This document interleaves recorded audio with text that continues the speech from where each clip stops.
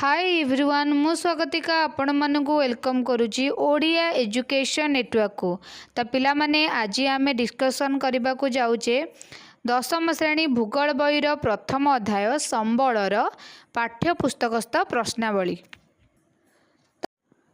तो चलतु एक नंबर प्रश्न आम कौन रही देखा निम्नलिखित गुड़िकर ठीक उत्तर लेख। क नंबर रही केउटी अपूरणीय संबल तार चारि गोटी कौन रही ऑप्शन दी जाइए। प्रथम है पवन शक्ति शिक्षानुष्ठान कोयला और जल एमध्यरु केउटी होची अपूरणीय संबल। प्रथम आम जानिबा अपूरणीय संबल काहाको कुहा जाए जेउ संबल मनुष्यर व्यवहार द्वारा संपूर्ण शेष हो जाए एवं पुण्य सृष्टि होई पारे नाही। जो संबल को मनुष्य व्यवहार करने द्वारा से संपूर्ण शेष हो जाए और पुणी केबे सृष्टि होई पारे नाही ताहाको अपूरणीय संबल कहा जाए। तो एथि मध्यरु कोउटा को मनुष्य व्यवहार कले से केबे भी पुण्य सृष्टि होई पारिबो नाही। पवन शक्ति ना शिक्षानुष्ठान ना कोयला ना जल कोयला। तो ख नंबर क्वेश्चन टा कौन रही केउटी गोष्ठीगत संबल गृह श्मशान चाष जमीन रोपण कृषि भूमि। प्रथम आम जानिबा गोष्ठीगत संबल कौन।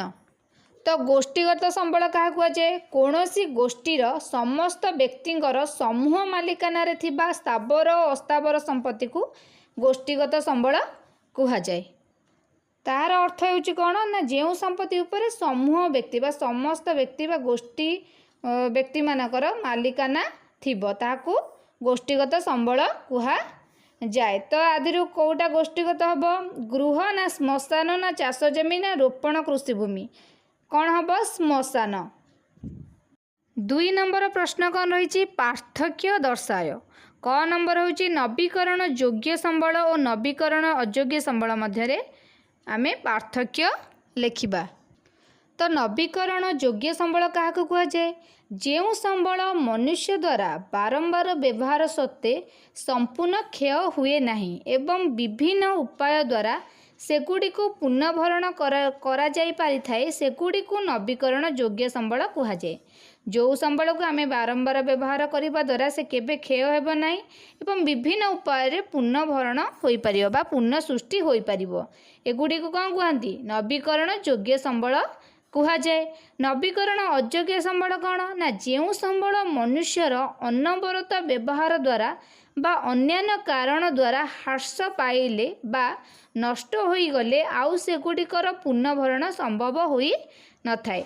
आमे मनुष्य माने ताको अनवरत व्यवहार करने द्वारा से आउ केबे भी पुनर्भरण होई परिबो नाही। जो संबल गुड़ी को सेगुड़ी को नवीकरण अयोग्य संबल बोली कुहा जाए। नवीकरण योग्य रे कौन लिखा ना जंगलजात पदार्थ प्राणीजात पदार्थ कृषिजात पदार्थ इत्यादि चक्रीय प्रक्रिया द्वारा पुनः नवीकरण करा जाए व्यवहृत होता है।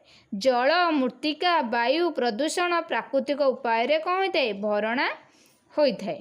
नवीकरण अयोग्य रे आम सेकेंड पॉइंट रे कौन लिखा कोयला पेट्रोलियम इत्यादि नवीकरण अयोग्य संबलर उदाहरण अटंती। दुई नंबर ख प्रश्न रही अविराम संबल और अपूरणीय संबल मध्य पार्थक्य लेखिबा। आमे अविराम संबल कौन अविराम संबल को पूरणीय संबल भी कह जाए। तो अविराम संबल बा पूरणीय संबल कौन मनुष्यर व्यवहार द्वारा जो संबलर परिमाण रे कौनसी ह्रास परिलक्षित होई न थाए। मनुष्यर आम बारंबार ताको व्यवहार करने द्वारा जो संबलर कौनसी ह्रास परिलक्षित हुए माने केबे से चेंज हुए नहीं बा सरे नहीं ताको अविराम बा पूरणीय संबल कह जाए। उदाहरण होची सौर शक्ति भूतापज शक्ति जुआर शक्ति पवन शक्ति को आम जिते व्यवहार कले मध्य तार परिमाण रे कौनसी ह्रास परिलक्षित होई न थाए। एबे जिबा अपूरणीय संबल क्या कह जाए जो संबल मनुष्यर व्यवहार द्वारा संपूर्ण शेष हो जाए एवं पुनः सृष्टि करा जाई पारे नहीं ताको अपूरणीय संबल कह जाए। अपूरणीय संबल को आमे केबे भी पुनः सृष्टि करि परिबा नहीं। उदाहरण कौन हम खनिज पदार्थ खनिज तैल कोयला इत्यादि अपूरणीय संबलर उदाहरण अटंती। तीन नंबर प्रश्न रही निम्नलिखित दुईटी को गोटे लेखाएं वाक्य प्रकाश कर। संबल भंडार कौन? परिवेश रे एमिति बहुत सारा पदार्थ अच्छी जो गुड़िक मनुष्यर आवश्यकता पूरण करें, मात्र आजिर ज्ञान कौशल अनुसार आमे से गुड़िक व्यवहार करूँ नाहू। यही सब पदार्थ बा एभली पदार्थ संबल भंडारर अंतर्भुक्त हेबे। तापर रही जातीय संबल कौन? देशर भौगोलिक सीमा मध्य अनेक प्राकृतिक सांस्कृतिक मानव संबल सब रही एगुड़ी जातीय संबल कहती। उदाहरण स्वरूप रास्ताघाट, केनाल, रेलपथ, वन्यप्राणी, खनिज पदार्थ इत्यादि जातीय संबलर अंतर्भुक्त। तो ये जा 4 नंबर को 4 नंबर जो गुड़िक प्रश्न रही आलोचना करवा। तो क रही कौन सी पदार्थ संबल रे किपरि परिणत हुए? उत्तरटी कौन हम? प्राकृतिक परिवेश मध्य अव्यवहृत किबा अज्ञात होई रहिथिबा पदार्थ संबल रूपे विवेचित होई न थाए। मनुष्य तार संधान करी विभिन्न कार्य रे विनियोग कले ताहा संबल रूपे विवेचित हुए। प्राकृतिक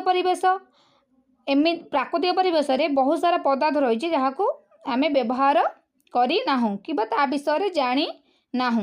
ताकू जदि आमे कौन करिबा तार संधान करिबा और ताकू विभिन्न कार्य जदि लगाइबा ताहले से संबल रूपे विवेचित होई पारिबो। तारे 4 नंबर ख प्रश्नटी कौन रही? संबलर विशेषत्व कौन?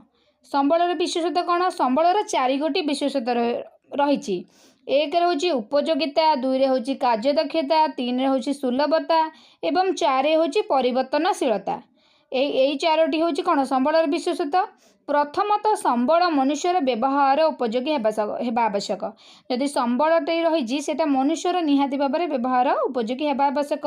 द्वितीय रे यार सुलभता थिबा आवश्यक, माने ठीक दर रे मिलुथिबा आवश्यक। तृतीय रे कौन रहिबो? तृतीयतः संबल विभिन्न प्रक्रिया माध्यम रे मनुष्यर आवश्यकता पूरण करिबारे सहायक हेबा आवश्यक। एवं चतुर्थतः व्यवहार अनुसार वैज्ञानिक उपाय रे एहाकु परिवर्तन करा जाई पारु थिबा आवश्यक। ए रही कौन ना संबलर विशेषता कौन केतोड़ी रही एवं ता कौन कौन हेले आमे ताकु संबल रूपे विवेचित करिबा। ग प्रश्न रही संबल संरक्षण कहले कौन बुझाए? संबलर सजत्न विनियोग तथा नवीकरण पाई यथेष्ट समय देबाकू संबल संरक्षण कहती। संबल जो विनियोग बा नवीकरण करिबा पई आमे जो समय दऊ ताकू आमे संबल संरक्षण कहिबा। तो संबल संरक्षण आमे को उपाय करि परिबा? संबलर व्यवहार यथोचित ह्रास करिबा, माने व्यवहार कम करिबा। कहार? संबलर।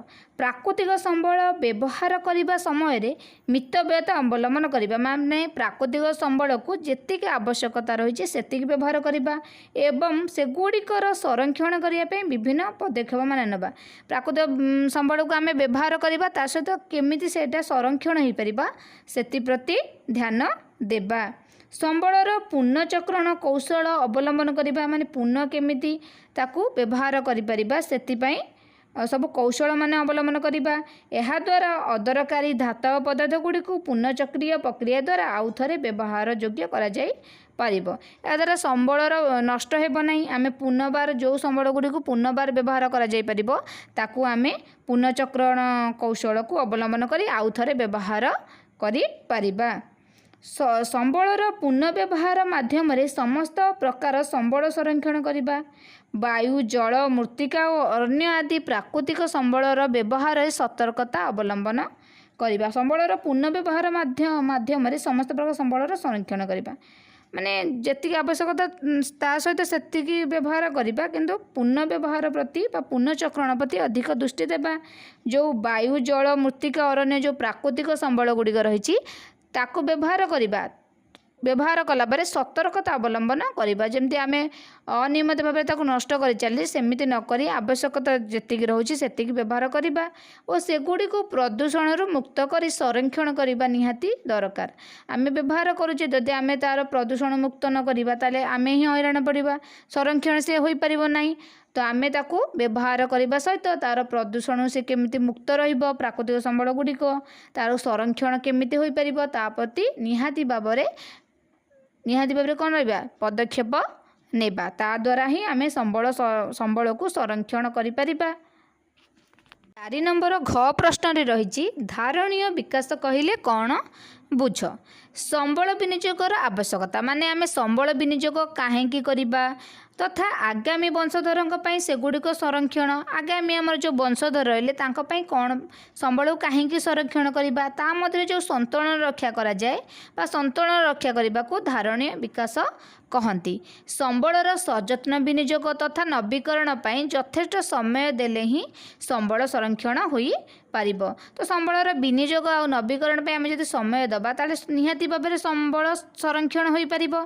पृथ्वी रे समस्त जीवजंतु मानक प्रति आमे कौन हबा जत्नवान हेबा मनुष्यर जीवन धारण मान रे उन्नति आनिबा।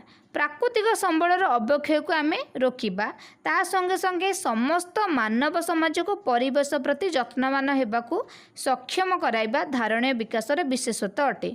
तो धारणीय विकासर विशेषता गुड़िक मध्य कौन रही ना जो जीवजंतु माने रहिछंती सेमानक प्रति जत्नवान हेबा मनुष्यर सब जीवन धारण मान रे उन्नति आनिबा प्राकृतिक संबल जो अवक्षय होची ताकू रोकिबा ता सहित समस्त मानव जो रहिछंती ताकू समाज को परिवेश प्रति सब जत्नवान करिबा माने ताकू परिवेश को केमती सुरक्षा देबा तार संरक्षण करिबा माने तावती जत्नवान कराइबा ताकू माने ए सब को अन्य मानकू प्रेरणा देबाकू प्रेरणा देबा होची धारणीय विकासर विशेषता।